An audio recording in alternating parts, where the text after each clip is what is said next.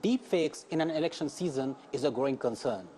Even the election watchdogs in the UK have voiced their concern over possible misuse of deepfakes in the elections.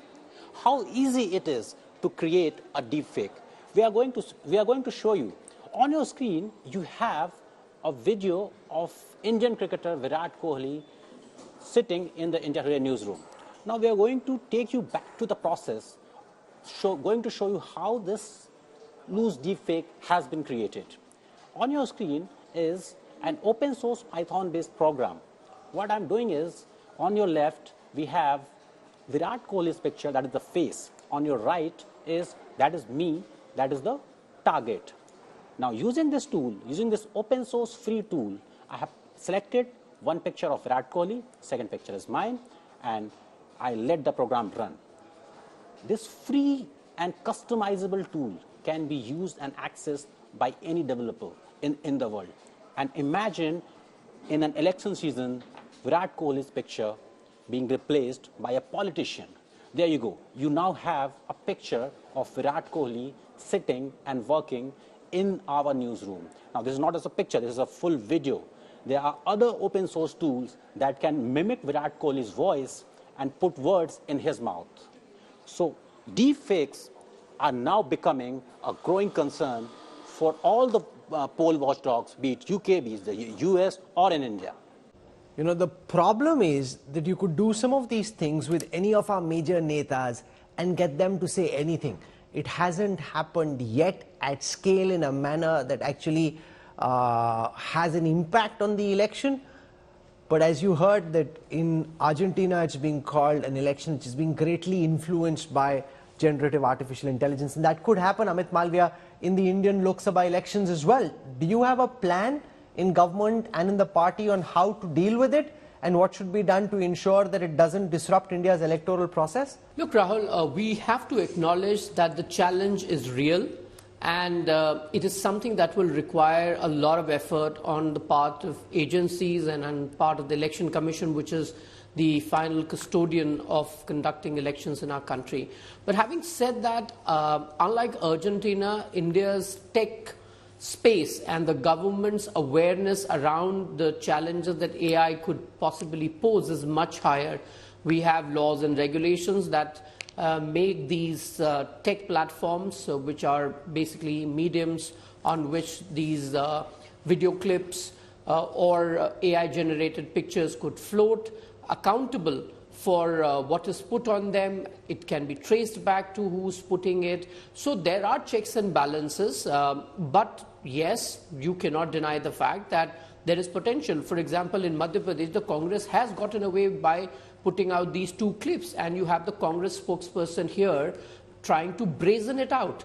And that is part of the problem, because unless parties who have their backs to the wall realize that this could be a short-term gain for them, and indulging in unethical practices like these are not going to take them too far, you will have some of them. Rohan Gupta, I was concerned when you said, after the Congress loses on 3rd of December, they will get really desperate, and they will use a lot of these AI tools and fake videos very, very aggressively. So we have to be very careful. We have to watch out. And the BJP on its part is quite geared up to take the Congress and, for that matter, any other regional party which is in the opposition using such technology, because we understand a lot of it much better than any of these parties. So if the Congress or any of its leaders even try and plant these fake videos through their supporters, we will get to the person eventually. Rohan Gupta, I was very concerned when you said that we didn't make it, but we found it, it's good material, we amplified it, so what?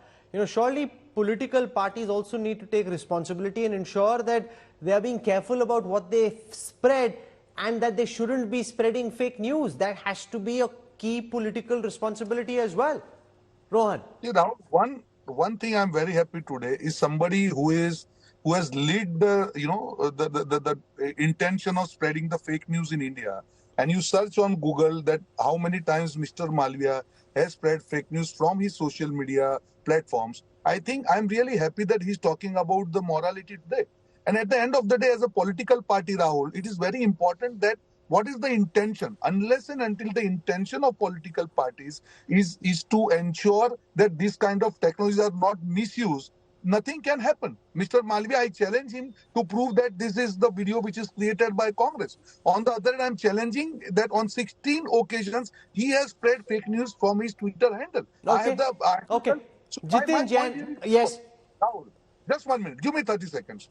Only thing is, it is about the moral responsibility of political parties that rather than raising fingers at other party, what are the things they are doing on their own? We have never started this game and we will never get into this game.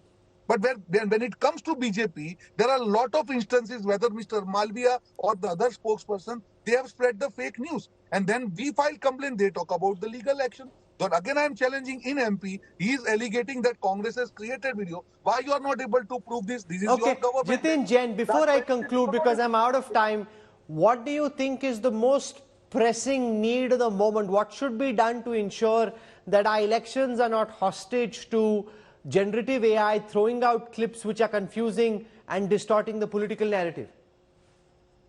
Rahul, the most immediate need is to create a Ministry of Artificial Intelligence and bring in a legislation, even if it is a temporary one through an ordinance, to have a AI regulatory framework and the relevant laws in India. Two, I think it's a very, very dangerous position for a very senior political party spokesman like Mr. Rohan Gupta to take, that we have not created disinformation or a deepfake video, but if it is politically convenient and comes our way, we will share it. Sangeet Som, a BJP MLA, was kept behind bar for 6 months because he had retweeted something which led to riots, which was not even, his original tweet. He had just retweeted believing it was true. We have seen several examples, people forwarding WhatsApp messages or retweeting some fake news have, spent time behind bars because they were equally responsible for sharing it. So I think you cannot distinguish, especially when it is a political party and a senior spokesman, whether you have created something or you have shared. The Okay. responsibility lies equally. Last point, Rahul, all these 2-3 examples you showed and the tips you gave, that you can check the lip-sync, the frequency of eye blinking, or the audio-video mismatch. All these measures were available to a common man to spot a deepfake when you were using the initial models of deepfake technology which were available 2 years back. Today, if you are generating a deepfake video using a deep learning model, trust me, Rahul, none of this works. It is in a perfectly generated, 100% blended, stabilized, deeply learned, artificially machine-generated video where there is not even a 0.01% difference between an original one and a deepfake one.